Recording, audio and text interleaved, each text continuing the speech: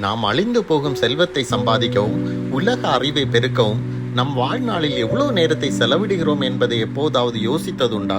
ஜனங்கள் அக்கினிக்கிரையாக உழைத்து விருதாவாக இழைத்து போகிறது கர்த்தருடைய செயல் அல்லவா என்று ஆபகுக் 2:13 கூறுகிறது. எல்லா நாடுகளின் செல்வமும் ஒரு நாள் சாம்பலாகும் என்று சேனைகளின் தேவனாகிய கர்த்தர் வாக்குரைத்திருக்கிறார். நம்முடைய தேவனால் அக்கினிக்கு இரையாக்கப்பட நிர்ணயிக்கப்பட்ட செல்வத்தை சேகரிக்க நாம் கடுமையாக உழைக்கும் போது நமது உழைப்பு அக்கினிக்கு எரிபொருளாக மட்டுமே இருக்கிறது. எனவேதான் ஆபகுக்கில் ஜனங்கள் விருதாவாக உழைத்து இழைத்து போகிறது என்று குறிப்பிடப்பட்டுள்ளது. நெருப்புக்கு விறகு சேர்க்க கடினமாக உழைப்பது போல ஒரு நாள் மாயமாக மறைந்து போகும் உலக பொருளையும் ஐஸ்வர்யத்தையும் சம்பாதிப்பதில் நம் வாழ்க்கையை கழிக்கிறோம். மாய்ந்து போகும் காரியங்களை பற்றிய அறிவை பெறுவதற்காக முயற்சிகளை மேற்கொள்ளுகிறோம். அறிவு பெருத்தவன் நோவு பெருத்தவன் என்று பிரசங்கி 1:18 கூறுகிறது. உலக அறிவை பெருக்க பல ஆண்டுகள் கல்வி கற்கிறோம்.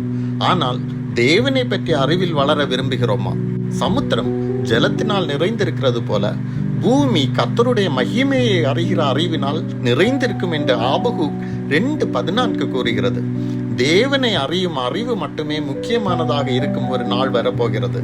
அந்த நாளில் நாம் மனிதர்களுடைய கொள்கைகளையும் கோட்பாடுகளையும் ஆராயாமல் தேவனுடைய மகிமையும் மகத்துவத்தையும் ஆராய்வோம். அப்போஸ்தலனாகிய பவுல் இதை புரிந்து கொண்டார். அவருக்கு அந்தஸ்து, அதிகாரம், கல்வி இம்மூன்றுமே இருந்தது. ஆனால் என் கர்த்தராகிய கிறிஸ்து இயேசுவை அறிகிற அறிவின் மேன்மைக்காக எல்லாவற்றையும் நஷ்டம் என்று எண்ணிக்கொண்டிருக்கிறேன் என்று பிலிப்பியர் 3:8 கூறுகிறார். அவருக்கு லாபமாயிருந்தவைகளை கிறிஸ்துவுக்காக நஷ்டம் என்று விட்டுவிட்டார்.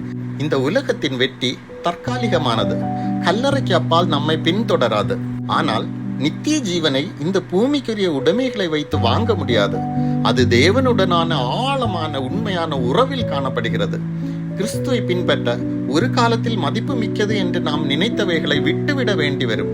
எனவே உங்களை நீங்களே தற்பரிசோதனை செய்து பாருங்கள். என் வாழ்க்கையில் அழிந்து போகும் காரியங்களுக்காக நான் உழைக்கிறேனா அல்லது நித்தியமாக நிலைத்திருக்கும் காரியங்களுக்காக உழைக்கிறேனா? உலக அறிவை விட தேவனை அறியும் அறிவில் நான் அதிக ஆர்வம் கொண்டிருக்கிறேனா?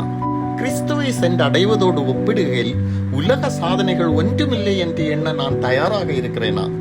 தேவனுடைய மகிமையை மற்றவர்கள் பார்க்கவும் தெரிந்து கொள்ளவும் என் வாழ்க்கை உதவும் விதத்தில் நான் வாழ்கிறேனா? பிரியமானவர்களே, அக்கினிக்கு இரையாக உழைத்து விருதாவாக இழைத்து போக வேண்டாம். தேவனை அறிந்து அவரை பிறர் அறிய செய்யுங்கள். சமுத்திரம் ஜலத்தினால் நிறைந்திருக்கிறது போல பூமி ஒரு நாளில் தேவனை அறிகிற அறிவினால் நிறைந்திருக்கும். ஆமென்.